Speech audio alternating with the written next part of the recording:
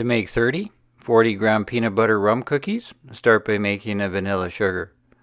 Rub a split vanilla bean into 200 grams granulated sugar well, followed by 175 grams brown sugar, 30 grams of a good quality rum, and set the bowl aside for a while before removing the vanilla bean.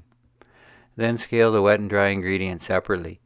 For the dry ingredients, sift 280 grams pastry flour, 60 grams barley malt, 3 grams baking soda, 5 grams salt, and set the bowl aside. For the wet ingredients, cream together 225 grams room temperature butter with 250 grams peanut butter, the vanilla sugar mixture, and 2 large eggs. Then fold in the flour mixture until combined and refrigerate for 2 hours or overnight to fully hydrate the dough. Then use a cookie scoop to portion 40-gram cookie dough pucks and roll them in turbinado sugar. Spread the sugar-coated dough balls evenly on a silicone-lined baking tray. Lightly flatten them with the palm of your hand and mark them with the traditional peanut butter hatch pattern with a fork. Bake them in a 350-degree Fahrenheit oven for 12 to 14 minutes. The cookies are done when they are nicely browned, crusted over in the center, but still soft and tender.